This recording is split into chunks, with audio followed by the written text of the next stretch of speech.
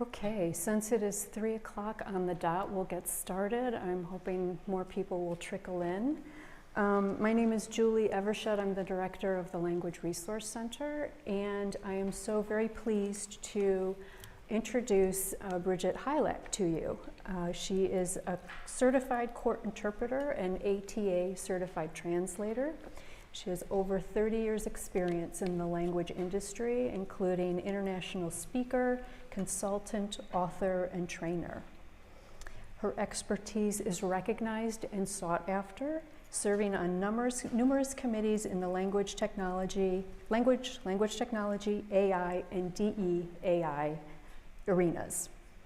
She's a regular contributor to the Multilingual magazine, and I invite you all to stop by the Language Resource Center after this talk because she has so generously arranged with the publisher to have physical copies in the center.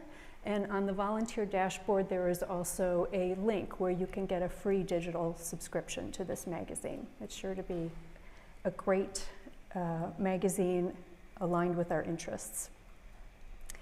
Bridget is a Stanford University graduate with degrees in broadcast journalism, Spanish, and Portuguese.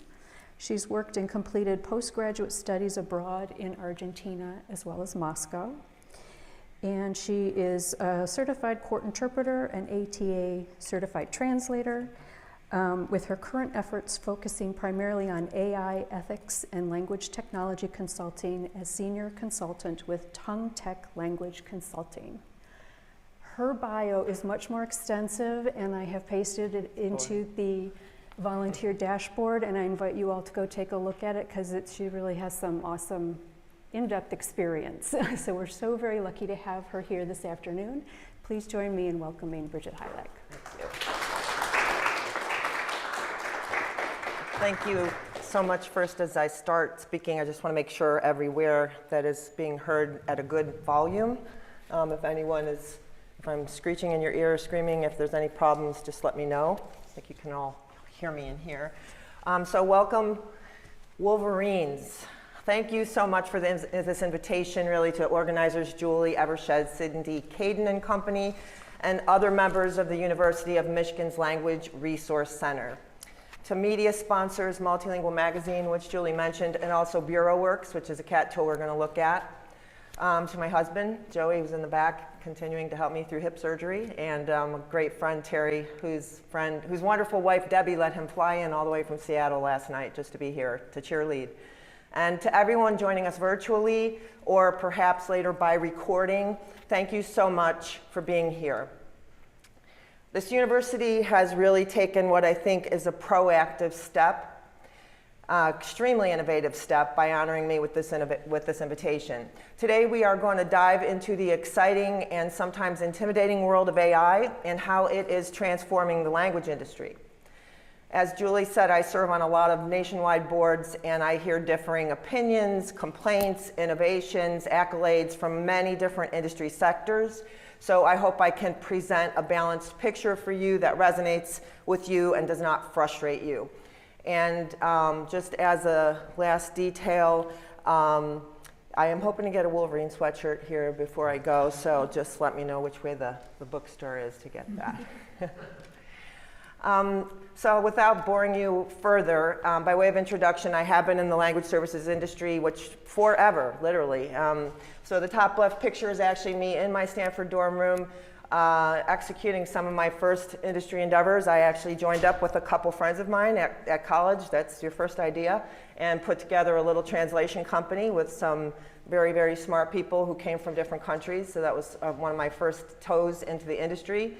I was not raised bilingual, but I began studying languages out of a real passion for them at about the age of 8. My parents divorced. My father married someone who spoke a different language, and my frustration with not knowing what was being said when I was in their presence really made me start watching television, Spanish television, and even though I didn't know what they were saying, I needed to learn it. And my career evolved from being a certified translator and interpreter, certified court interpreter, which is a high bar in this industry, to a language services provider, what we call a LSP, and then now an industry consultant and spokesperson. I have recently co-authored a guidance on machine interpreting for the federal government, the Department of Homeland Security. And I'm a regular contributor, as Julie said, to Multilingual. One of my passions right now is working with language technology startups. I do serve as a strategist for a couple companies, and also work heavily with the American Translators Association Language Technology Division. I have been honored to be considered an industry expert, potentially someone with some balanced insights, so I hope that I can be that for you today. So for starters, I want to highlight the fact that I understand many of you here today may not be in the language services industry or even contemplating it. You may be here because you like literature, or maybe you're bilingual, maybe you're at the Translate-a-Thon because you want to help the community, or your roommate talked you into this, you heard there's free pizza. But whatever reason brought you here, I'd like you to consider that the universe is not random. And I think there's an order. And may I suggest that even if you can't see it, there might be a seed that gets planted today. And if that happens, in 10 years, you're sitting on the other side of this talk in a really lucrative position in the industry, please just write me an email, because at that point, I'm going to need some encouragement, you know. This presentation will apply to AI's impact across many industries, though. So if you're looking at and working in other industries, this should be applicable to you as well. That's what I thought would be most useful to you all at this stage in your career and in your lives. We are all plagued with questions about the future. Where are we going? Are we on the right path? Did we choose the right major? I remember at the beginning of my junior year at Stanford, I was in a pre-med track, not liking it very much, and my dad called and said, so what are you majoring in? What are you going to do with your life? And I really did not know how to answer him. And he gave me some really good advice, and he said to me, listen, nobody ever really knows for sure that what they're doing is the absolute, you know, ordained perfect thing that they're supposed to be doing with their life. But at some point, you need to figure out what you really like and grab the bull by the horns and don't let go. Because when you stick with something long enough, you will get good at it, and then you will become an expert at it. And I looked at my syllabus, all of my classes, and everything was pointing to language. So that's where I wound up majoring. And again, wherever you're heading, AI will be there in some way, shape, or form. I think it's important and useful to understand that the language services industry is really a very good barometer, a really good gauge of AI's impact in general. Because we have been into NLP, natural language processing, and MT, and then neural machine translation and machine translation for decades already. Gen AI is clearly optimized for language, for words, for some like almost uncanny degree of understanding and deciphering meaning. And as a language-based industry, we are probably more accustomed to learning and studying tools like this than many other industries. We have to adapt to new things, it seems like every couple years or so when it comes to how we do our job. And while Gen AI has definitely represented a quantum leap, it is still kind of normal and in our wheelhouse to see things like this pop up, to figure out how they work, how they help, how they fall short, and to put all that together into our process, a process led by human expertise. So with that in mind, let's look specifically at AI's impact on language services, keeping in mind that it will have parallels to a lot of other industries.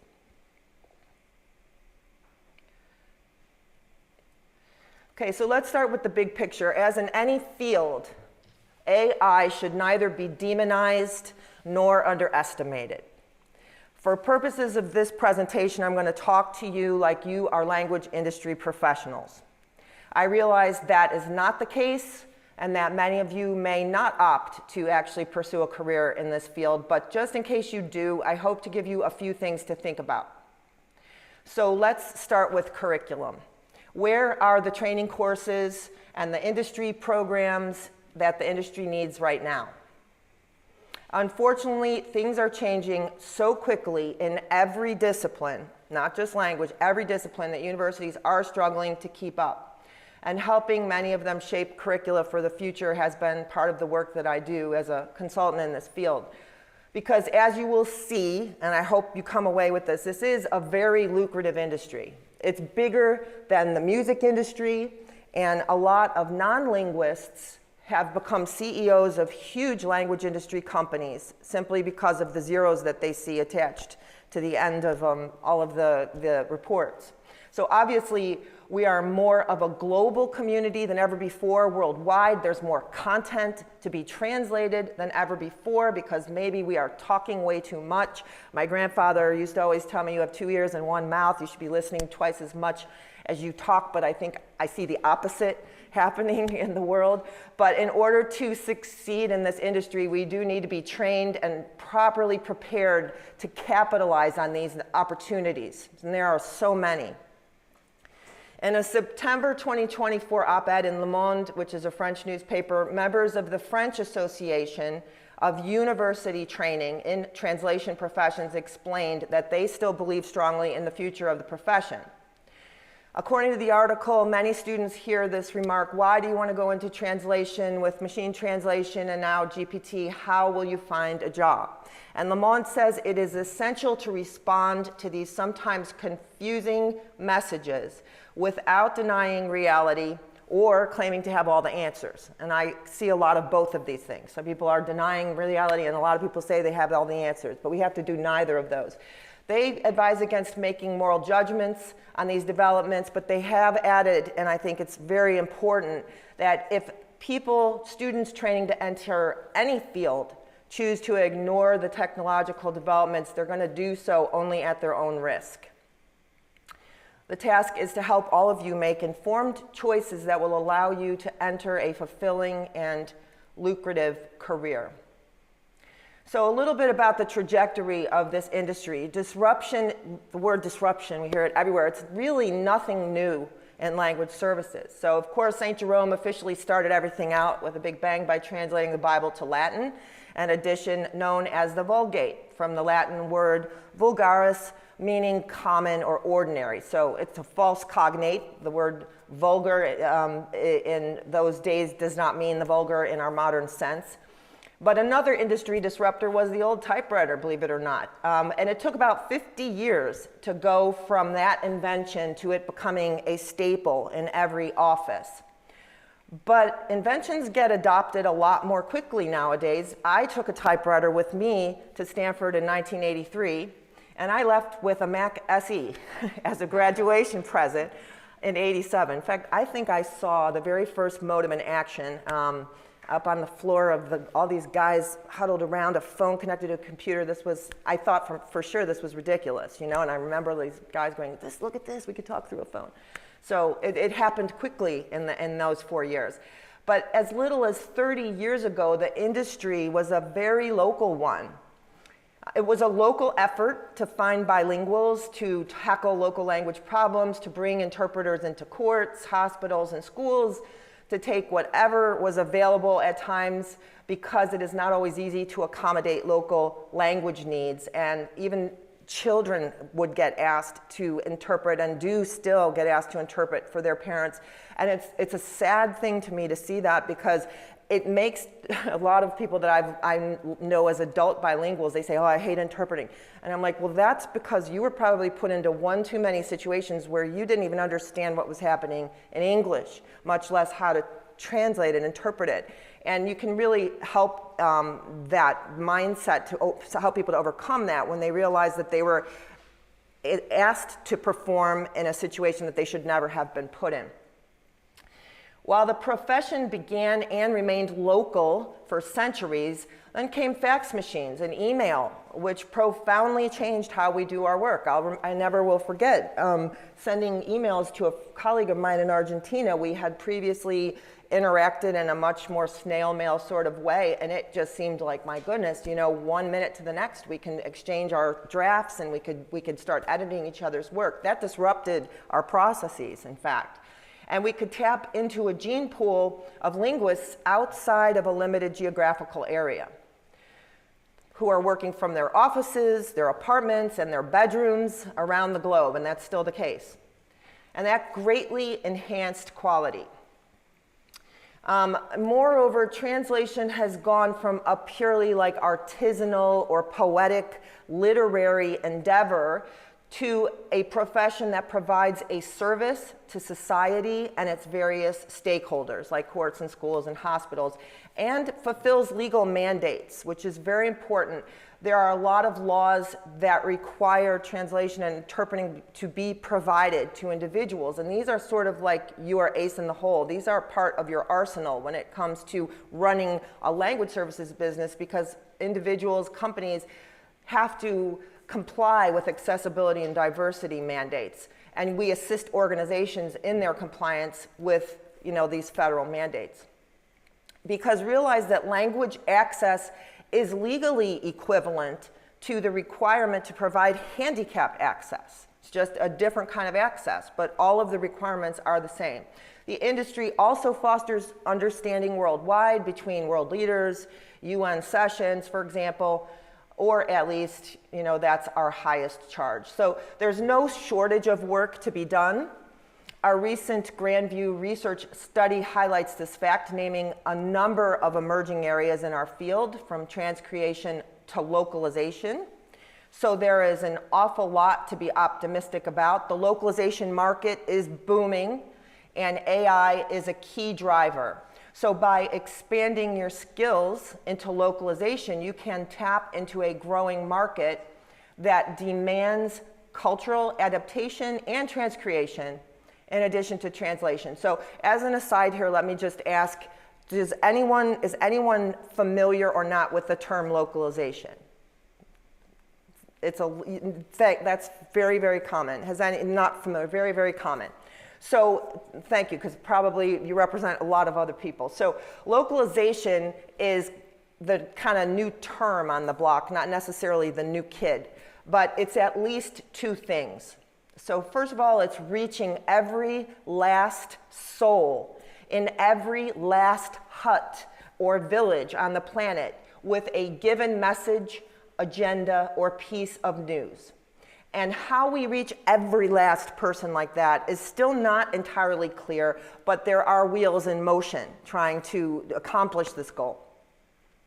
And second, localization refers to the technology systems that are in place and being built to facilitate this great goal. So people in our industry who use the word localization, they still mean translation for the most part, but it speaks more to the technical process of getting, say, like a documentary translated, subtitled, and dubbed into 10 languages seamlessly, or 100 languages for that matter, seamlessly and consistently. So in the big picture, you can think of localization kind of as the full product from beginning to end, and translation is a piece of that puzzle. Like, think about covid.org. That website got translated and deployed in about 10 days from the point of when the English version was deployed.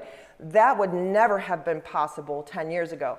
But using localization processes and the technology behind them, these various language versions of that website were able to be translated well and published live. This is another great example of localization, which is hyper-personalized content. So this is an actual I-95, from where I'm from, Philadelphia, billboard. And I saw this just a couple years ago. So Mio is like this little beverage thing you put in your water and it makes like Kool-Aid. And when I saw this on the highway, I was like, wow, this is just incredible. They get us, right? Because if you ever go to the East Coast, and I'm from Chicago originally, I lived in California, then lived in these other countries, so who knows what my accent is at this point. But I learned quickly when I went to the East Coast that people have a little bit of a twang, right, to the way they say things, like quarter and water and wooder and all these different things. When I saw "we fix wooder," I was like, wow, somebody looked into us, like somebody likes us, like they really know who we are. They touched me with this, right? This was a sale. This made me want to go out and buy this stuff, and I don't even drink this stuff, right?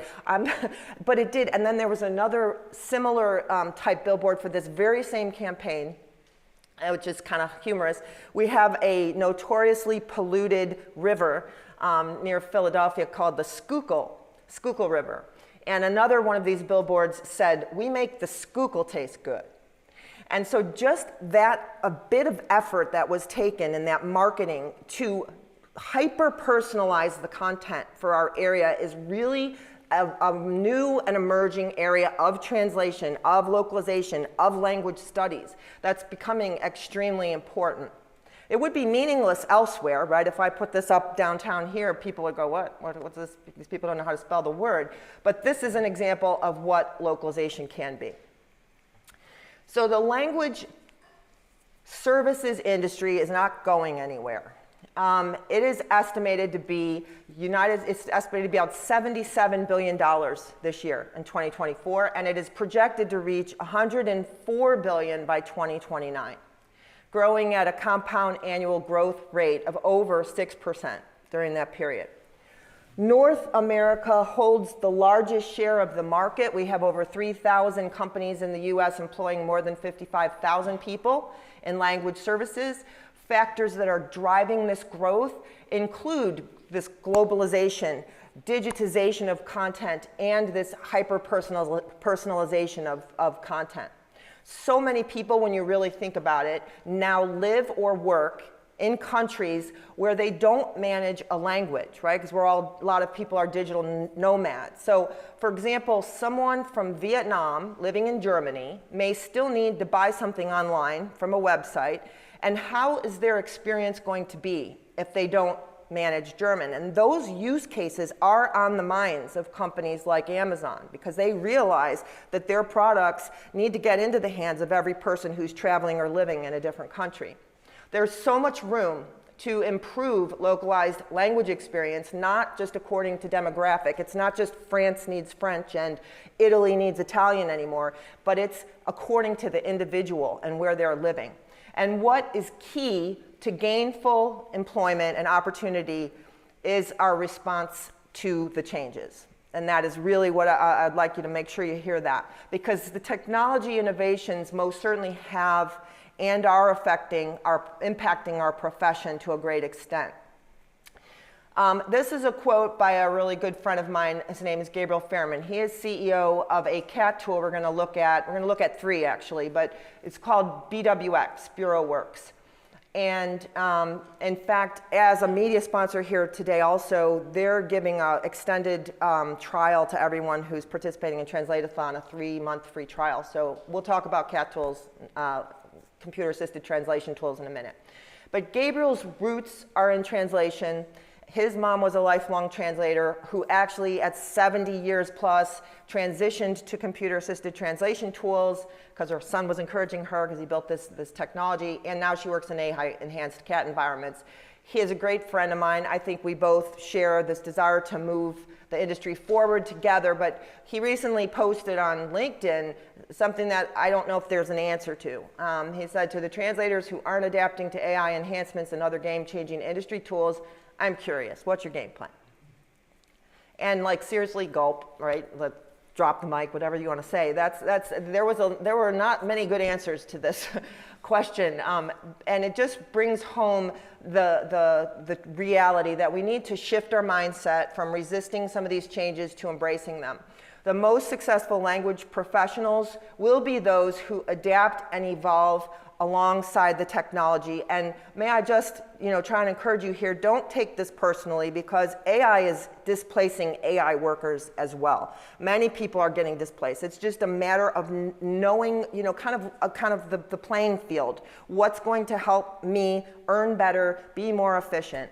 And it's interesting talking to you folks as opposed to many audiences of my seasoned industry colleagues or internal teams that I present to.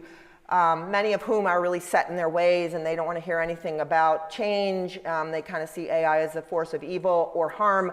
It can be, if it's not harnessed. But in your case, I would say that getting good at AI is only going to make you better and more valuable at your next gig, whatever that is, whether you're a startup founder to a doctor to a musician. I was listening recently to something in our industry about cognitive architecture. in new LLMs, new LLM models, which if this is a little above your head or your desire, technically, just hear me out. So cognitive architecture is tailoring LLMs to a specific domain or an area of a domain, such as medical, such as legal. So like instead of talking about SaaS, now software as a service, the newer term coming up is WAS, worker as a service. They're creating like for what would become like an AI lawyer who is basically like an assistant to a real lawyer with all of the domain information trained in the model.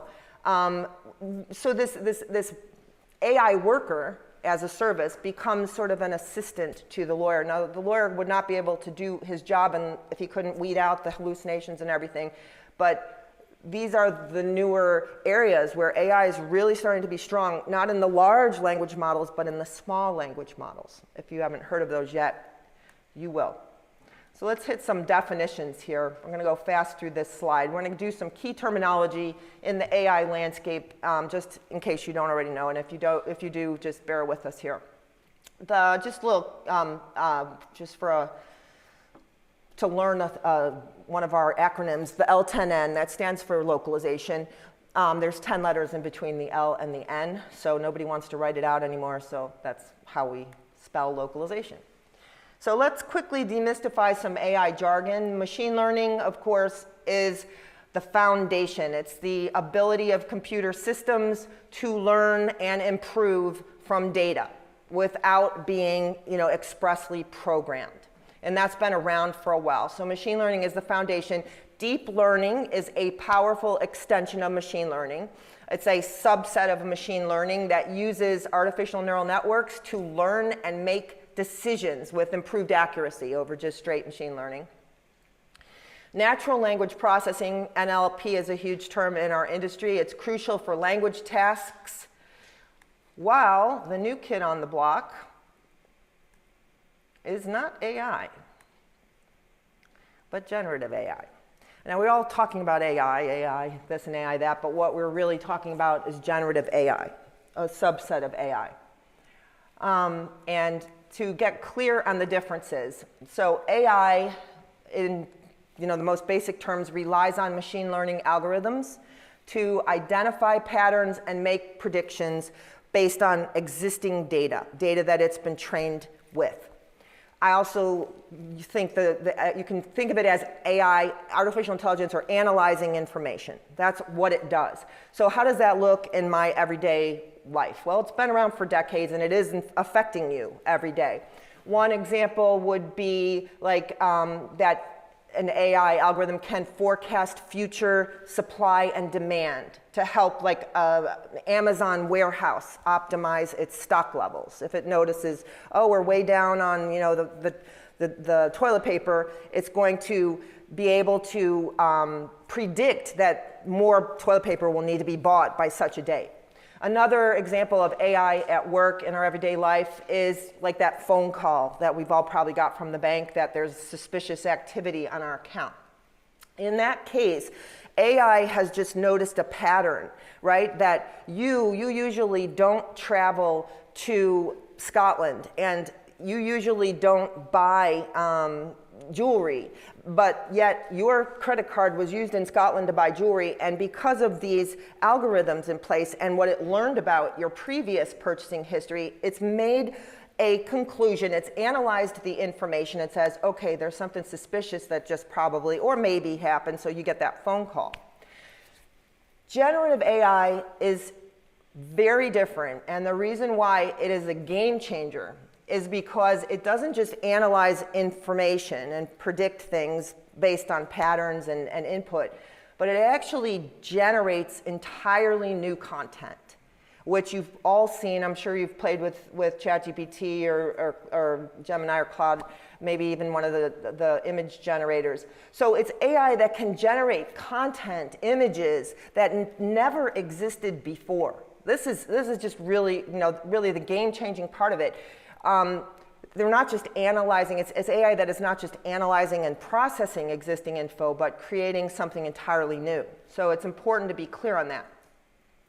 And just a word about APIs, in case anyone hears, you'll hear a lot about those in our industry. You need to kind of be able to manage this terminology. An API stands for an application programming interface. Another word is an integration. So what is an integration? So it would be like this string that is connecting these two houses, these two windows, and there's a tin can attached to it. And just in case anyone's wondering, yes, I did play this when I was a kid. That's kind of I'm giving you it away. I'm this old. But my aunt had a house in downtown Chicago, like 4 or 5 feet away from another house. And the neighbors would let my cousin go over there, and we would string 2 cans in this string. And as long as you held the string taut enough, you could kind of whisper, and then you can hear this little message. It used to be called telephone. So an API is kind of like this. An API allows 2 different applications that weren't meant to communicate to each other. So maybe like accounting software and your CAT tool. This is a very real example in our industry. So you have your translation management system, which contains a lot of analytics, and you want to create an invoice. And you just did a 5,000 word document or a localization project, and you want to create an invoice based on that data. If you have an API connector between your CAT tool and between your accounting software, it can send the data right over to your accounting software, so you don't have to go, okay, 3,000 words and this. So APIs work phenomenally well. You can think of them as an API key. It just basically opens and creates a conduit between 2 windows. And once those windows are opened, those neighbors or those programs, they can communicate. So again, in this AI-generated image, those 2 houses represent the programs. And we'll increasingly see APIs in our work. In fact, if you go to the home page of OpenAI, you have this option. And you may have never noticed the option for the API. Most of us just hit the ChatGPT option, but API is where we allow OpenAI, ChatGPT, to communicate with another program. What about AGI, Artificial General Intelligence? Do we really want to know what that is? That's the tipping point, right? That's when we all wake up one day and we go, oh, uh-oh, the robots are coming. They're coming for us. And there's nowhere to hide. Some people believe this is imminent. Some people not so much. Apple Research officially became what could be described as the AGI dream killer, saying in a recent research report that there is 0 evidence that LLMs show any signs of logical reasoning, but instead they replicate reasoning steps learned on their training data.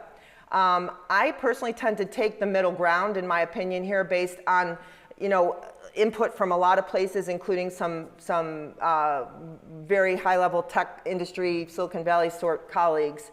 But in the meantime, whether AGI is here coming or not, we have to eat, we have to make a living, support our families, and using AI in many of its forms can help us to do that. But it is not without its problems. So here we go. Gen AI translation, pros and cons, that's what this was called, and this is just one piece of it. We're going to have a lot more to go through here.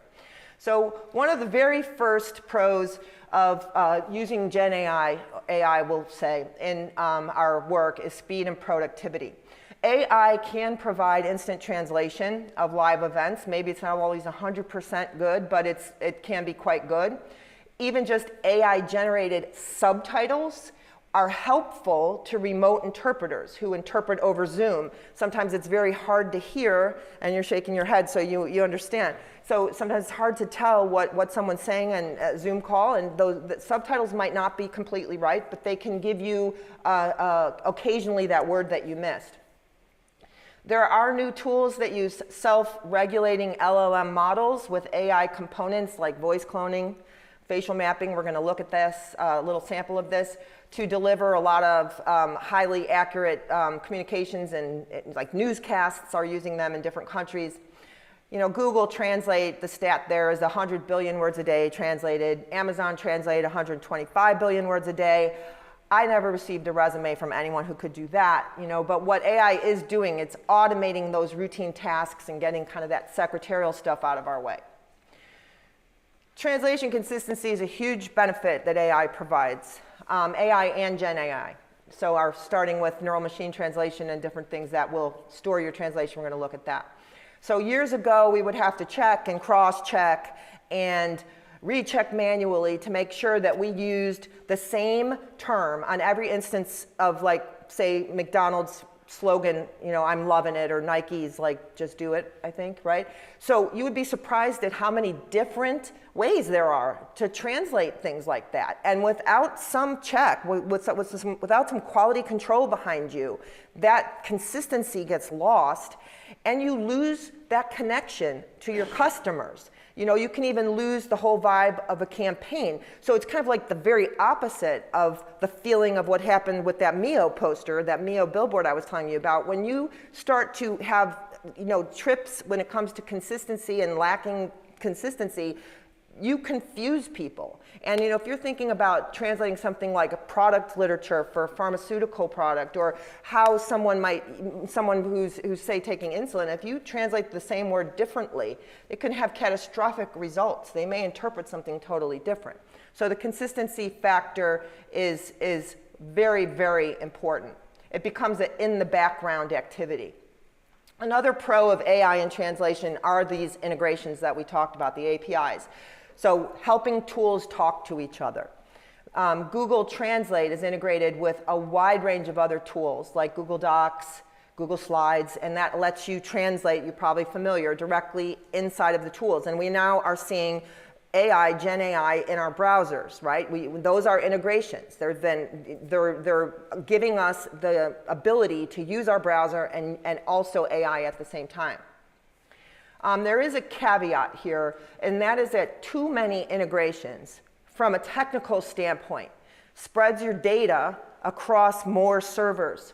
So it does allow for greater potential of data compromise. So even in this, a balance has to be struck. So the rule of thumb is integrate when you must, not just because you can. So you want to use those integrations when they're helping, but not necessarily because they're just it's possible. Another very positive result of AI in translation is the expansion of language pairs that it has given rise to. So rare language combinations can increasingly speak directly to each other because of Gen AI models. So what this means is if you have a language we call language of limited diffusion. They're also called low resource languages. But if you have one like, say, Kinyarwanda or Tatar, and you want a translation into Vietnamese, let's say, these rather divergent language pairs can increasingly talk directly to each other with less need for what is known in our industry as an intermediary language. So English and German are two good examples of intermediary languages that have a lot of data associated with them. And a lot of times we would have to take that Tatar into English, then English into Vietnamese in order to get that translation. AI is helping us to jump over that. It's actually every time you have to add a layer. It becomes like that old game of telephone in a circle when you would whisper something in someone's ear and then the eighth person, it's something entirely different. So it's really important. It's a really beautiful and interesting new area. And there's a lot more focus on low resource languages industry-wide. And I think our industry is paying a lot of attention to low resource languages right now. So if you speak a language of limited diffusion, or if you have experience or expertise in any of what we would call low resource languages, those are particularly valuable in many, many areas now in many big technology companies, just helping to create the data. So that's a potential area that you could consider if you're interested. Cost efficiency for the client cannot be ignored, and it may be the whole crux of our industry's current panic. Doing things faster and more efficiently is the goal and hallmark of business, and instead of being a casualty of this, linguists can actually leverage these advances to their benefit. This change in how clients process translation requires us to adapt and also adjust our pricing, because in many ways our expertise to know what is right and wrong with AI is more valuable than anything else. And what we might have been worth without AI, it's going up, because now we're suddenly the expert opinion, and we can weed out the good from the bad. High volume learning is clearly something, none of us can learn at the rate that AI learns, and it does help us in our translations by continuously improving and providing user feedback. So now that we've addressed some of the positive sides of AI, let's look at some of the cons in translation. So biases are still a concern. Biases may pass unnoticed by untrained individuals, but not by the experts. And this is where your language skills really, really become very important. For example, in July 2023, a man in the UK used Facebook Translate, which changed "have a nice day" in English to "go to hell" in Arabic. And this led to an assault. And these types of biases are still present in large language models, and you just never know when they're going to pop up. They can adversely influence your output. Clean and accurate data is a huge industry right now. Huge, huge. In fact, one of the industry's largest LSPs, which is named TransPerfect, recently rebranded under the name Dataforce as a provider of multilingual data. Much of it mined from a lot of their linguists who were not properly paid to provide translations, and now here 25 years later, that data has become a goldmine for this company. Quality data is like good soil, and it is becoming increasingly sought after, and again, the expert eyes on this data are really where the sweet spot is. Factual errors happen a lot with Gen AI. Math, it's getting a little better, but it's not ChatGPT's strongest suit. And I would say, there's an example of August 2023, a doctor in the US used Microsoft Translate to translate a patient's medical records from Spanish to English, and I hope that doctor removed the PII, the personally identifiable info, or he just committed a federal offense if he didn't. But anyway, the AI translation improperly rendered chest pain as stomach pain, and this patient was misdiagnosed and later hospitalized. And hopefully the patient didn't die, because if he did, that doctor is no longer practicing medicine. Hallucinations, we're all familiar, I think, if you've worked at all with played with ChatGPT. So that is when, and this is really important, I really want you to hear this, especially at your age, as you look at these, wow, ChatGPT, and I could write a whole thesis with this and all this great stuff that can happen. So this is when AI just seems to get it totally wrong, like it is completely not listening to us, or it's on another page, and it just kind of answers anyway, like a kid in a classroom who's not listening, and the teacher says, "So Joey, what do you think?" And then he's looking around, he doesn't know. And I just love it when ChatGPT spits out something like so confidently, and you're like going, whoa, like I didn't think that was the truth, I'm looking at like, it's so authoritative. And then as an expert, you or I have the knowledge to say, hey, ChatGPT, you're wrong about that, right? And then like a pathological liar, GPT says, oh yes, you are correct. I'm sorry, you are right. And it's like, what would happen if I didn't proceed to that prompt, right? I could have just went away thinking like the world is flat. So these kind of things are huge, and I think unfortunately going to affect a lot of our younger students who are believing what's coming out of these engines. So this is also possible with humans. I like to make that point, right? And sometimes in our human interactions, we have to repeat ourselves or correct people. But just always trust your gut with ChatGPT. And that brings us to over-reliance on technology by the untrained. And boy, I'm running a little too slow. I'm going to see I hope you can stay a little longer. It's going to be maybe 15 minutes longer, but if you can't, I understand. But here we go. Over-reliance on the technology by the untrained. So just imagine the potential for harm of a tool like this in the hands of the untrained. Tools are only as good as the user and the training of that user.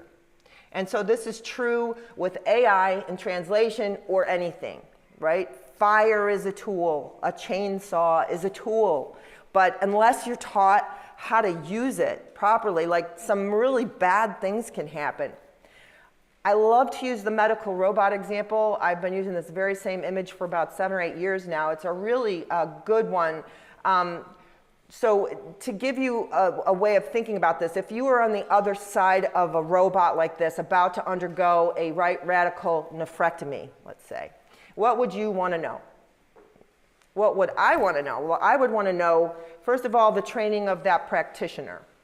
You know, does he have his medical degree? Does he just have a little certificate that taught him how to use this robot? Now he's going to cut me open? No, I want to know that guy knows anatomy. I want to know he can do this surgery with or without that robot. I want to know he's qualified. Secondly, I want to know the reliability of that robot or the tool. So in my specific situation, how many nephrectomies has this robot done? You know, what's the success rate? Anybody die? I want to know how that tool's, you know, what's that tool's track record. And third, and this is the most important thing in my opinion, and really where you would need to focus your training, third is what we call training on the bridge, which is the synergy between this wonderful technology that says it can do a great job at pulling out my kidney and this highly trained physician. Has he ever used this tool before? Just because he has, you know, every Harvard and Yale, Stanford degree on the wall, if he's never used that tool, no matter how good he is, he's going to probably not have a very successful outcome. So his amount of training and his track record as well, and his training on that tool, are as important as it is outside of the tool. And as an aside, I would also like to know, can he still handle this operation if that, you know, if the electricity goes out, right? If the tool fails. So we need a balance between this technology and respecting human expertise. Another failure point of AI is loss of nuance. So many companies have begun to realize how important human involvement is, and nuance is really the pinnacle of excellent translation. So again, we're creating an invisible bridge between two sides who do not understand each other, making sure that a message travels across that bridge, retaining all the punch, all the flavor, all the emotion, and the same register, which refers to the level of formality of a document. So like a difference between a courtroom register and a back alley, you know, conversation between two teenagers. So Netflix, which in 2023 translated a French comedy called Family Business into Japanese using AI, hit a really big snag. The translation did not capture the all-important nuance or flavor which made this series completely unpopular in Japan. And if you think about how much richness comes to us in life through these tiny details, so the hues and the colors and aromas of different kinds of wine. Just in this one picture, you have straw, yellow, rosé, pale, deep gold, burgundy, violet, medium, ruby, deep copper. An AI engine may not be properly tuned to catch these nuances, but if you're a connoisseur or if you're into wine, you know them. And if something goes wrong there, once again, ultimately you've disconnected your customer. You've lost a sale. Your client is going somewhere else. Those nuances are essentially important. Now, LLMs can be trained to catch these, and this is where we don't want to walk away and say, oh, AI can't do this because they can't catch nuances. They can be trained to catch them, but that's a different story. Maybe at some point, if you're interested, we can talk about it or some other time. But we're talking there about a custom SLM, small language model, or a custom MT engine, and that is outside the scope of what I'm going to, be talking about today. But so much damage can be done if details like even skin tone matter to a conversation. Pale, porcelain, ivory, ashen, espresso, almond. If they matter to a campaign or a conversation or simply to an individual, a lot of damage can be done. And companies like Netflix learned that lesson and redid the whole series, Family Business. All of these cons can be mitigated by involving experts in the mix. So as we discussed earlier, LLMs like ChatGPT and Claude and Gemini are helping us to bridge this low resource language gap. For now, this gap still exists. So if you speak a language of limited diffusion, you'll have poorer performing engines. They won't perform as well because your language combination, there's not enough data. But low resource languages are not as supported as other more common language. So this lack of equity is an obvious con. And cultural insensitivity is also a big one. Chatbots and AI translated websites frequently get things wrong. And again, distance the users from the intended message. So the rule of thumb is, besides a human at the core, we should know if the document we are translating or localizing is high or low stakes. Right now, the consensus is that anything high stakes should have at least one set of professional language linguist eyes on them in order to ensure accuracy. Ethical concerns are another big question mark right now, as guidelines involving the use of AI are still nebulous. I'm personally very, very concerned about the potential for the deliberate mistraining of engines and models. In a fake news world, is this deliberate mistraining of models, is it already happening? Could bad actors with sinister agendas already be doing this? You know, you have all read your books about Big Brother and Marxism and communism, utopian futures, and I wonder is this something that is already beginning? Are we interacting with and contributing to, you know, this type of a problem? These are they're big ethical questions that will require ongoing monitoring and regulation to keep in check. Legal concerns, another huge con of AI in many industries. The jury is still out when it comes to regulatory. The New York Times last fall is still suing, the case is not settled, OpenAI for copyright infringement, alleging that OpenAI used its content to train its models. So putting it into context, OpenAI is worth about $157 billion, largely because of the success of ChatGPT. And this chatbot was built, the company trained its models on vast quantities of text that it did not pay a penny for, including stories from the New York Times, articles from other publications, and a lot of copyrighted books. So lawyers for the New York Times are pouring through ChatGPT's source code and training material. Copyright cases from publishers are starting to come down hard. They're trying to figure out how AI trains on creative work, and these lawsuits could actually chart a path forward, just as Napster's legal morass did 2 decades ago. So this case is still ongoing, and that detail alone is reason to pause before, you know, jumping in and using it, because what will the ramifications of this case be? And I think one of the most important cons right now of AI in translation or any industry, one that is tending to stall or delay implementation in many circles, is data security. That implies the observance of legal mandates, but many of the rules and the regulations have yet to be defined, much less, you know, drafted. And anything in the cloud is problematic, but LLMs take that to another level. So we're going to be learning how to leverage LLMs like ChatGPT safely, but just know that anything free is not free. You should not be inputting your private or personal data or coordinates or anything public into these engines, especially public unpaid engine that you might be using, because down the line your data may come out as the answer to someone else's prompt or query.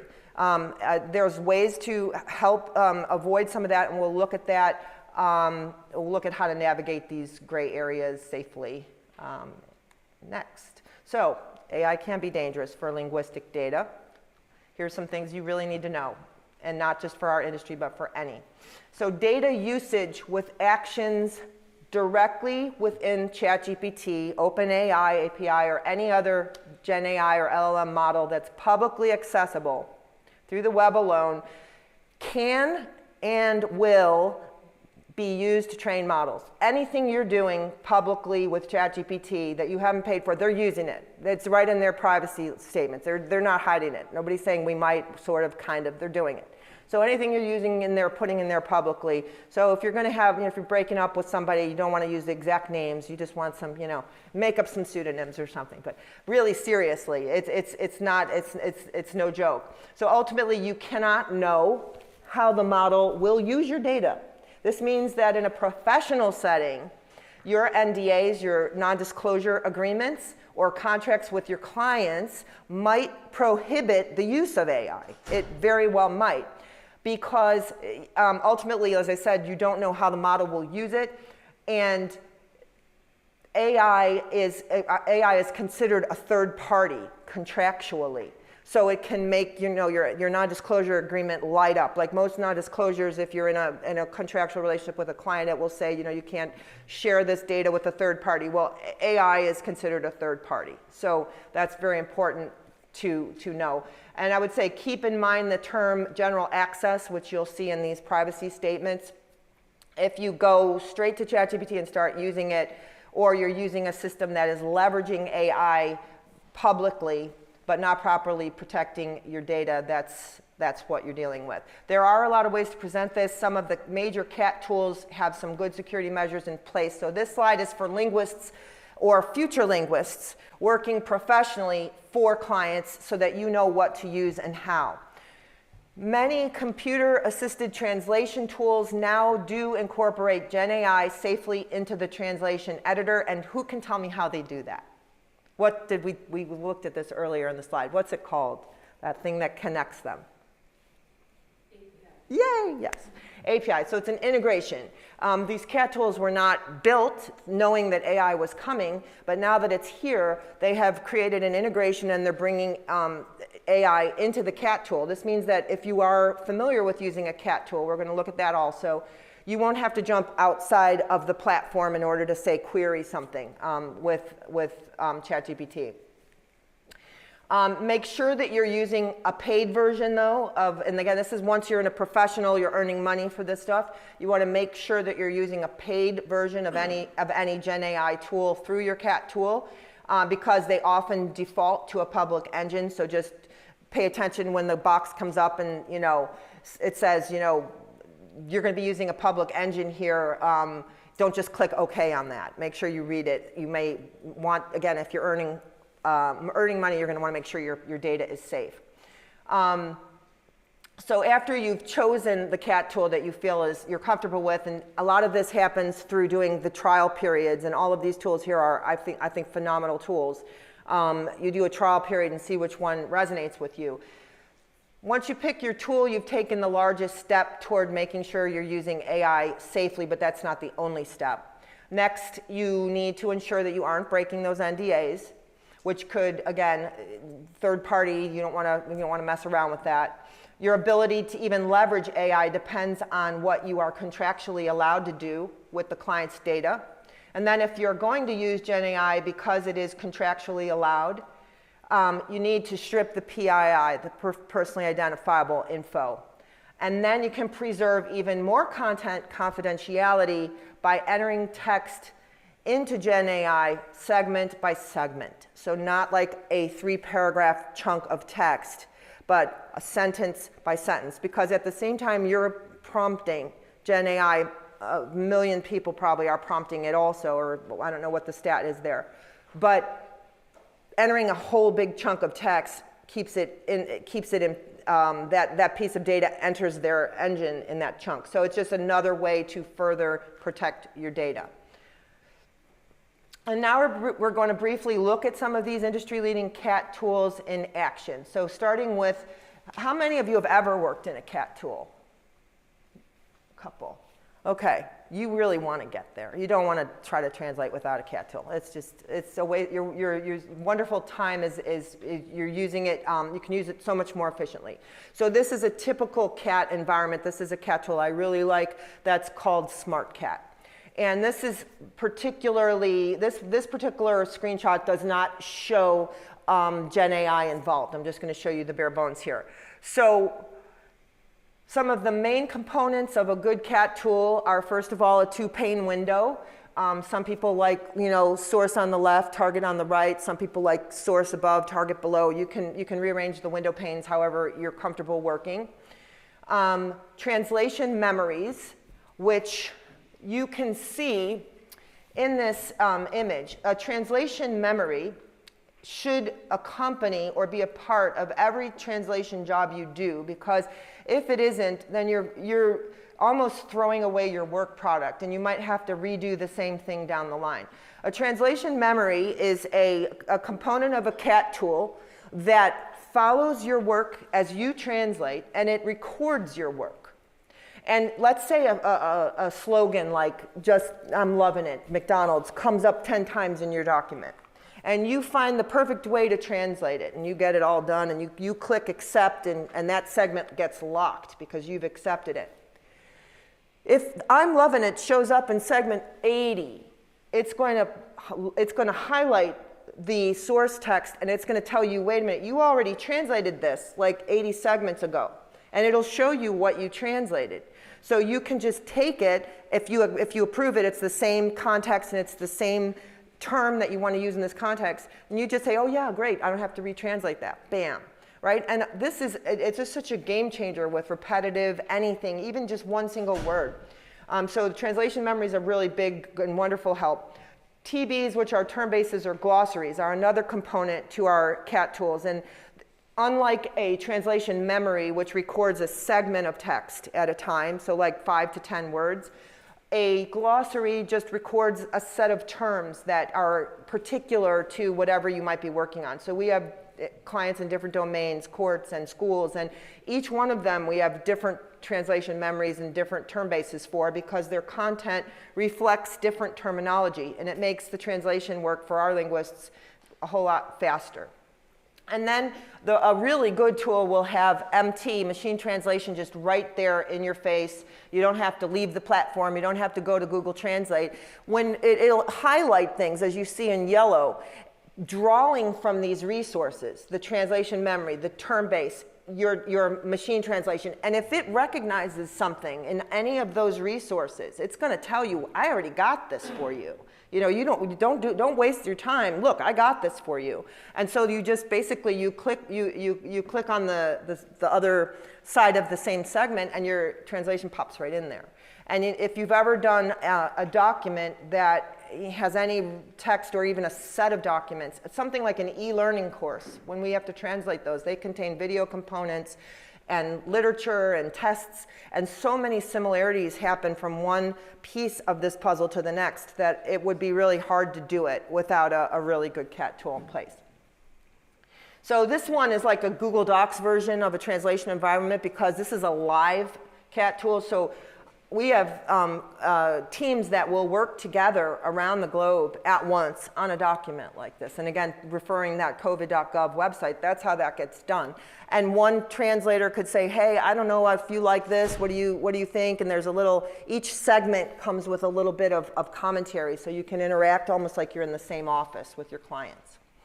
And now we're going to see a demo of BureauWorks. It's a 2-minute video. I think this is a CAT tool with an AI-powered environment already integrated into it. And again, this was the one that you guys have like a 3-month trial of. So let's see if this plays. You can check the speakers. Hopefully it all plays. Hey everybody. I want to show a really cool example of our generative language engine that illustrates very precisely how amazing it is. For Spanish speakers out there, notice that I have here in green a translation memory feed with 93% similarity match if I look at the differences or change to and here. But notice that in Spanish, both the machine translation and the translation memory say, transforme el proyecto en cuentas por pagar y cobrar automáticamente, which is correct. It's a correct translation. But let's say I want to anglicize this translation just as an example. And let's say I want to talk about pagables. So this is what's so interesting. And pay attention to the subtlety, because it really is in the details. So I'm going to teach our engine that payables is pagables, which may be a little bit awkward in some countries, but in an anglicized version of Spanish, I want to say that payables is pagables, for instance. Debatable from a linguistic perspective, but this is just the example, right? It's picking up that it's a noun. I'm adding the term. Now it's in yellow over here in the glossary. Perfect. Now, let's click on BWX AI-powered actions. Let's ask it to translate it. And notice that now it's going to change the first instance that said cuentas por pagar to pagables, which was exactly what we taught it. But it's also teaching the second instance, which we did not teach it, that used to say y cobrar. Now it changes to y cobrables, to agree with pagables automatically. So that's really cool, right? It illustrates perfectly this idea where we, as the translator, as the author, we're in charge, we're in control, but the engine is also working with us, learning as we go along. That's really what I wanted to show today. Oh, by the way, notice here as well that translation smells is detecting an incorrect translation. It doesn't like, just like I was flagging at the beginning, it doesn't like the idea of payables as pagables. It likes cuentas por cobrar. But remember, as the translator, I can choose to override BWX translation smells and confirm the segment as I would like to. All right, and let me apply the targets here and notice that it's over here also updated perfectly in the preview. So just like really, if you've never used one, you can sort of get a feel for, I see, I don't know your name, but I can see you going, this is going to make my life a whole lot easier. Yeah, it is. I mean, and I can only just tell you from my own experience, you know, starting out working with pencil paper dictionaries and that first computer I got. I mean, this is just, for anyone who's a word nerd, anyone who loves language, anyone who wants to be in this industry, this is like, you know, being in a candy store beautiful. It can remember things you've done perfect, like it gets that right term you just worked maybe 20 minutes on finding, it just remembers it. So it's really beautiful. So the new frontier of our industry is really the translation management system powered by a LLM. So we're adding now LLM to our environment, which has become a game changer. And these custom assets that you create, your translation memories and your glossaries, are really the treasure and the jackpot. Those things are so valuable that people are trying to buy things off of translators as their assets. All major CAT tools nowadays are incorporating AI into their platform in one way or another. This is RWS Trados. This is the industry leader of CAT tools. It's a little expensive. It's mainly used corporate-wise, but this is a good example of the whole AI in motion. It's actually, in this case, if you're familiar with RAG technology, which stands for Retrieval Augmented Generation, this is a safe way of using AI within a CAT tool. It actually queries, like say in this case, it could query OpenAI and use your resources, which are telling it over here, okay, ChatGPT says this, but the glossary over here says that, you know, like he said, pagables is payables. It might change the output that ChatGPT sends you. So your assets and your effort and your work and your knowledge are extremely powerful and helpful. So an LLM-powered CAT can be helpful because it compares things and analyzes opportunities for improvement. It curates its suggestions, and I'm going to go a little bit quicker here. So every time that you, like say if you change a pronoun at the beginning of the text, the engine knows that it would apply it. Like in some cases we'll encounter a name Jamie. That could be a man, it could be a woman, so we don't really know until we ask the client, is this a man or a woman? And then we would have to change all the instances down the line. This can help us to do that. Really a game changer. All right, now I know we're late, trying to go fast here. AI news you need. This is a tug of war. What you need to know is that there's a tug of war at hand. The CEO of RWS, as I just said, $1 billion company, the industry's leading CAT tool, said last year, what's our message to translators right now? Well, it's goodbye, translators, and hello, language specialists. And what does he mean by language specialists? What we've been talking about. People who can optimize their language skills with technology to help them perform a little more consistently, a little faster. It doesn't mean you're cheaper. It means your expertise is more valuable than it was before.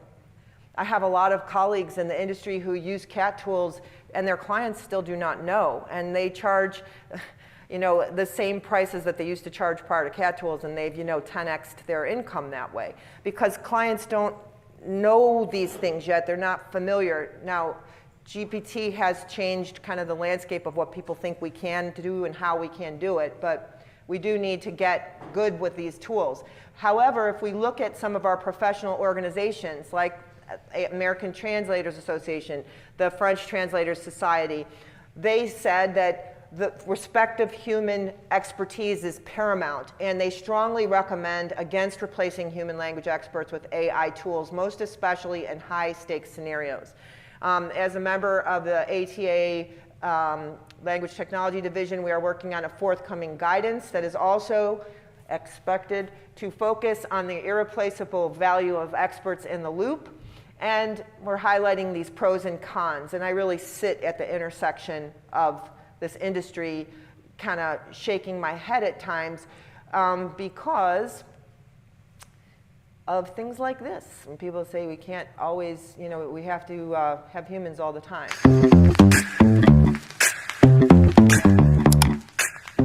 Welcome to the definitive iPhone versus Android video. De acuerdo. Bienvenido al video definitivo de iPhone versus Android. D'accord. Bienvenue dans la vidéo finale de l'iPhone versus Android.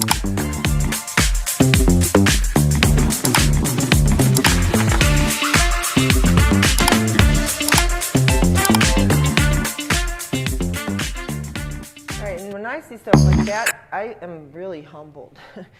But I think the important thing is not to feel, again, pressured by this. There are many companies incorporating these kinds of technologies into their language services business model. This one's called HeyGen. They combine STS, which is called speech-to-speech translation, with voice cloning, facial mapping, and they're delivering this amazing multilingual product on demand. These are being leveraged by language companies to expand their services, but I always recommend, and I think for sure the best rule of thumb is that when you are leveraging any tech in the industry, you have to learn that technology almost better than the provider, because you're the one dealing with the client, and things can go wrong, right? And you have to add value to it. And a good linguist, a good language company will add value to these tools. But nonetheless, they're seriously great tools to help us do that and to stay in business. So there's a lot of companies using different tools like this. And again, the clients are not familiar. And so I want you to know that the entire conversation in the industry does feel a little bit like whiplash. Like, well, somebody says it's no good and somebody says it's great. And I think all of it has caveats. I think it is a wonderful tool. How you use it, make sure you use it right, learn it right. Can you use it in every circumstance? No. Is it always foolproof? No. So you have to just learn it, as we discussed, like any other tool. Wow, I've got a lot to go. I don't know how much time you guys have. I have at least another 15 minutes. But if you have to leave, I understand. Is that okay or not okay? Is it okay? Yeah. If you have to leave, I understand.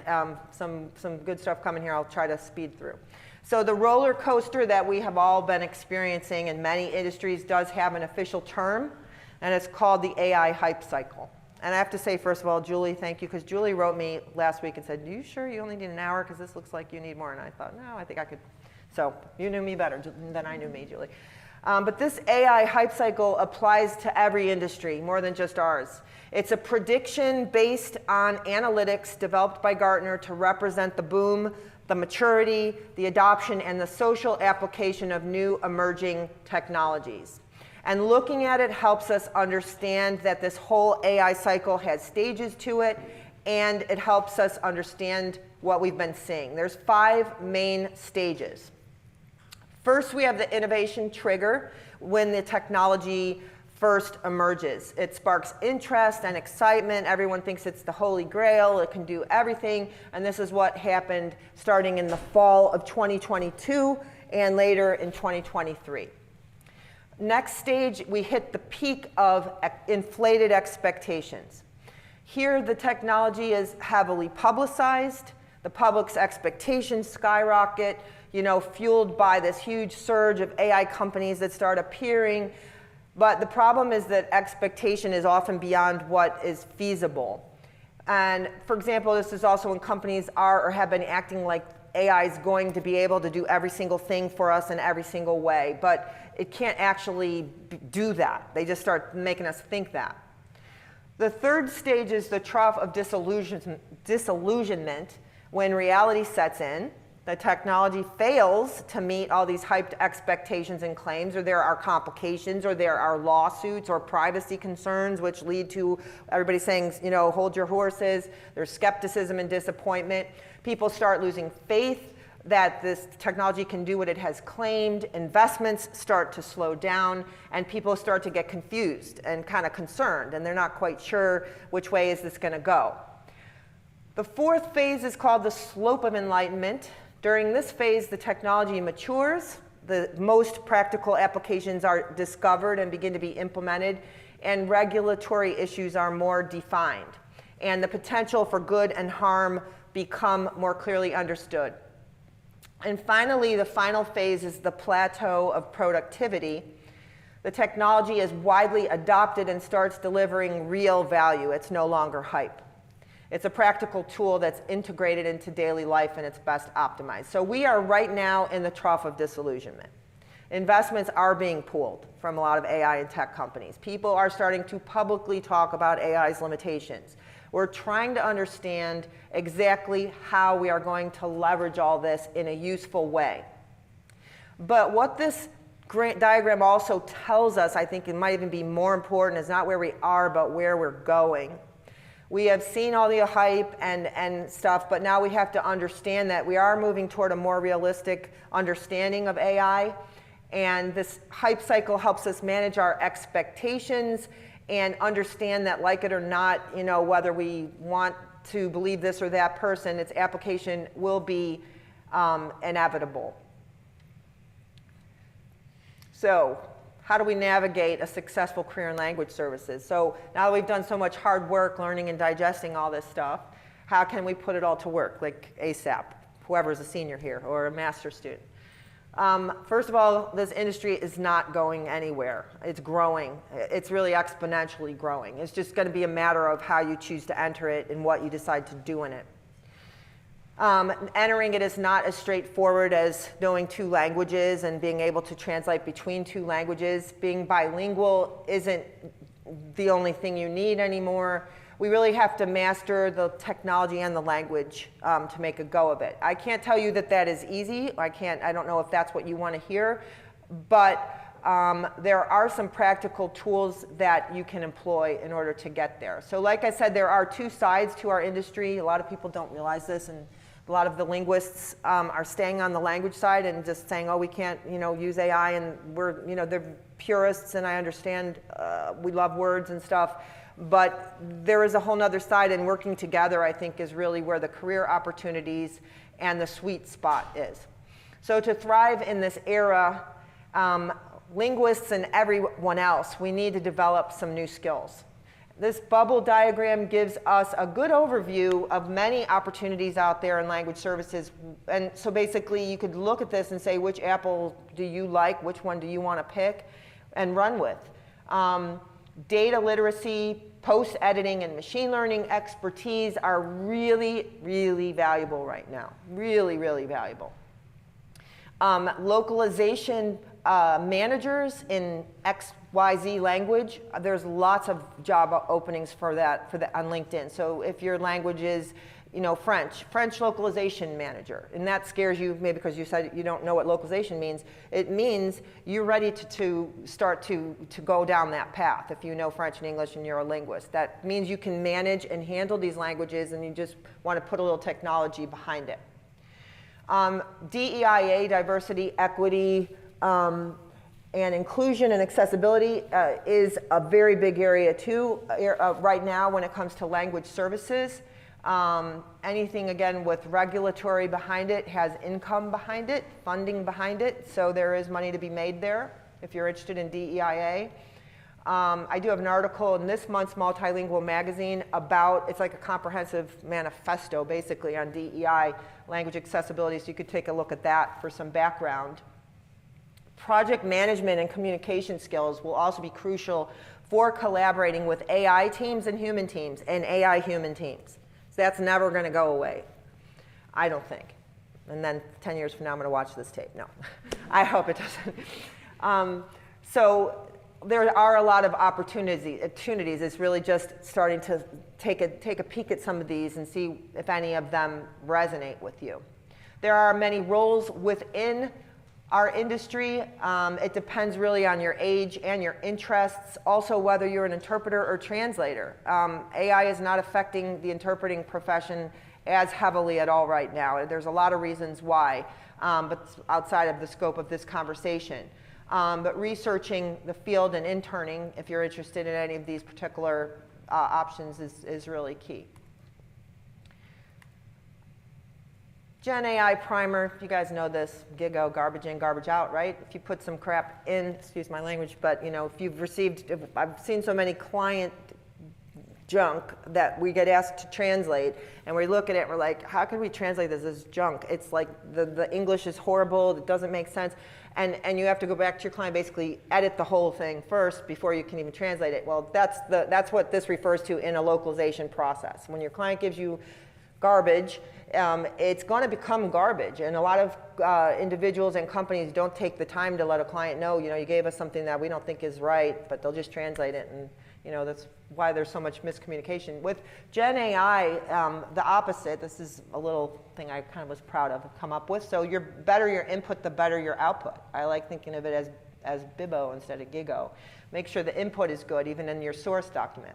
And you guys probably know this much better than me, being university students, but using Gen AI efficiently, one really big recommendation is to tell it what it is, right? You assign a role to Gen AI. So you say, you are a high school calculus 2 teacher, and you need to create a midterm exam of 5 differential equations and tell it what format, PDF format. This is just a simple cheat sheet to give you a way to work, and also the formats there, if you notice how many different formats you can ask GPT to give you.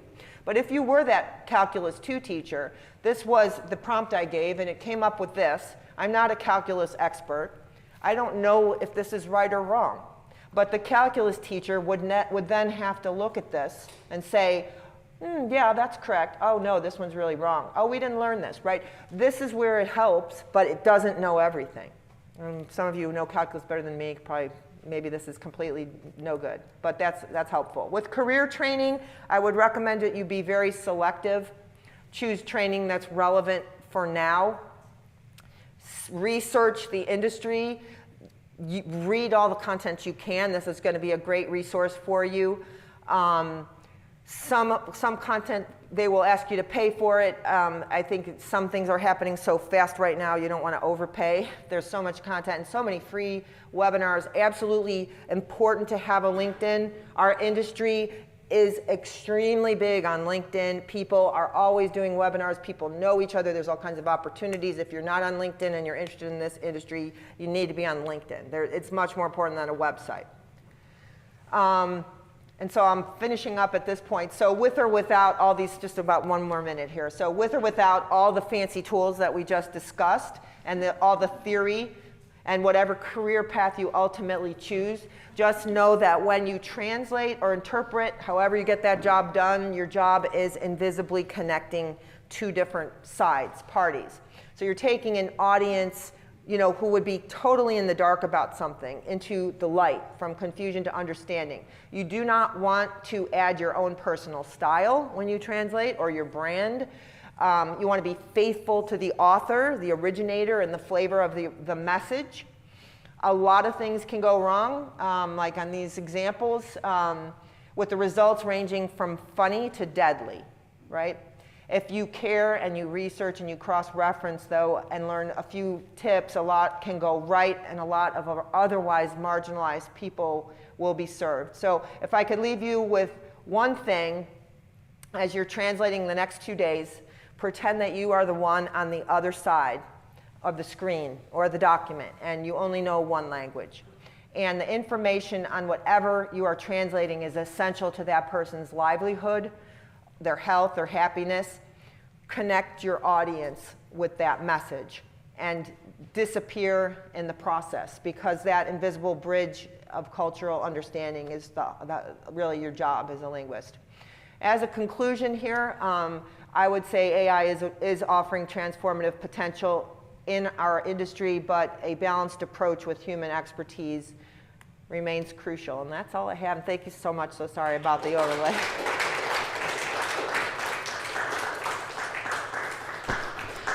Okay, so since I know we're running a little bit longer, but we still welcome questions. So for the online audience, if you would raise your hand if you have any question, or type your question in the chat.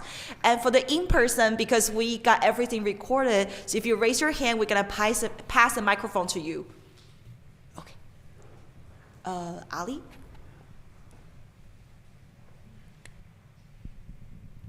Thank you for your talk. I have a two-parter for you, an interconnected two-parter. Okay. It sounds like localization is going to help with saving low-resource, less commonly taught languages. But at the same time, what do you think that means for language acquisition? Language acquisition is usually, it arises from a need. Yeah, care to? So when you say language acquisition, you mean learning other languages? Yeah. It's a really interesting question, and I have a lot of different opinions on that. I would say, first of all, it is good news that we can support low resource languages a little bit better now that we do have these tools. But I think it really comes down to an individual basis. I would not be comfortable communicating with someone through a tool, even as good as it could be. I wouldn't be comfortable using an external device. I mean, I could, if I have something like I'm trying to get around in Europe and I need to go to a restaurant or something, it could help with I'm talking to a concierge at a hotel. But ultimately, it's about that level of intimacy, right? So in order to really become close, intimately friendly with a person, you do have to talk to them. And I think that language acquisition, there's no way around how important it is for that reason. I mean, I can't see being married or being best friends with someone where you go there to those places that are the most important to you, and trying to do that with even like this third party or a device or something in the middle. I think that there's a lot of great tools that can help us learn other languages now that could definitely facilitate that process. But I mean, that's my personal opinion. It's a little bit of a introspective question, though. So.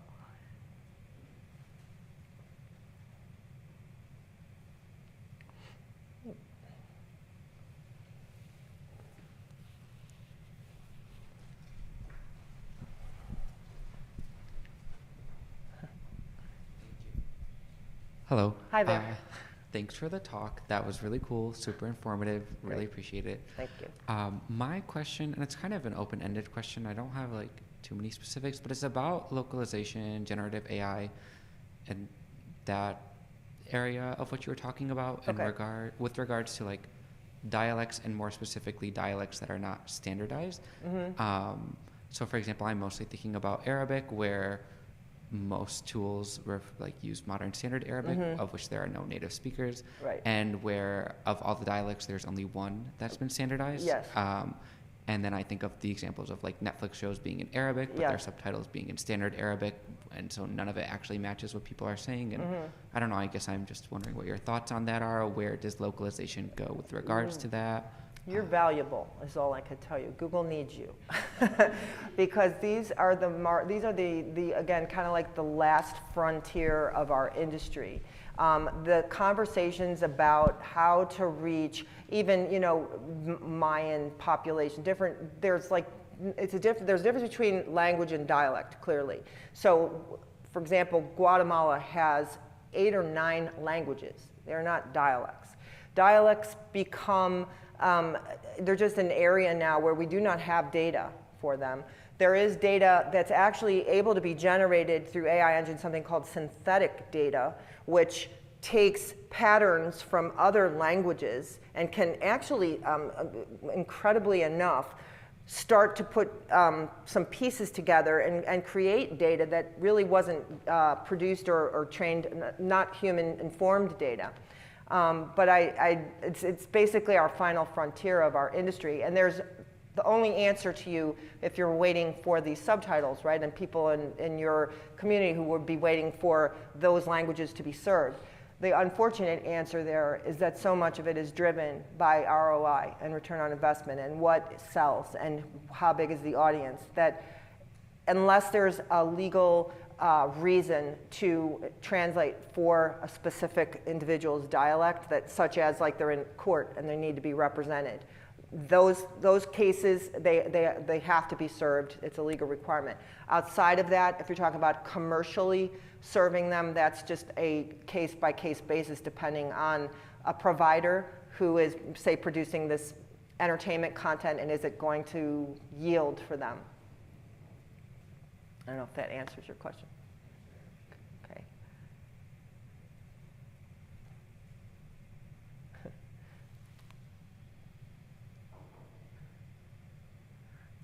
Yes. Thank you very much for this great talk. I absolutely agree with everything you said.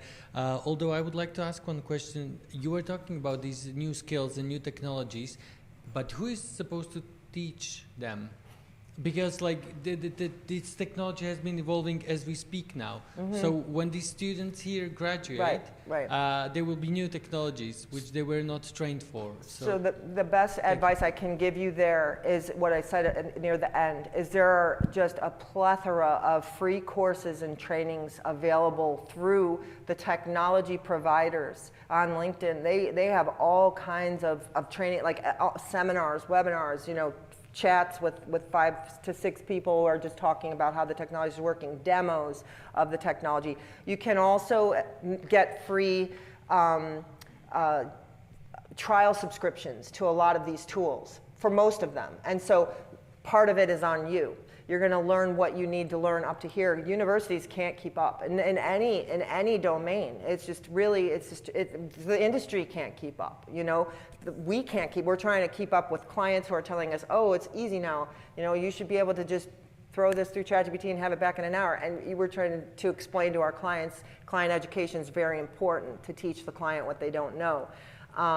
But yeah, the training, there are a couple of good programs. There's a really good localization program out of the University of Strasbourg. It's communications and localizations. Actually can be done remotely or in person. I know Monterey has a very good program in Monterey Institute. There are a few, Arizona, University of Arizona, but as you said, it's almost impossible for the universities to keep pace, because why would they if next year there's a whole different, so a lot of this, it's on us, really. But there are so many free ones, and again, like I said, the LinkedIn thing is really good. And you could connect. A lot of the people, our industry is really kind. There's a lot of nice people who like to talk, and if you inbox, like Gabriel, for example, he probably would be happy to, you know, have a little conversation or show you a demo, or have someone he works with do that. So, yes. Thank you. So piggybacking on that question, you know, from the educator perspective, as we are introducing our students to translation, it feels like this should be a part of it. I would say at least CAT tool literacy has to be part of it, because it's just absolutely, otherwise it's just a handicap to any translator not to have that. That would absolutely have to be a part of it. That would be my opinion, yeah.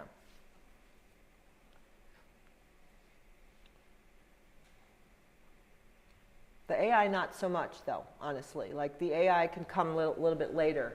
It's not like the front and center one in this particular case.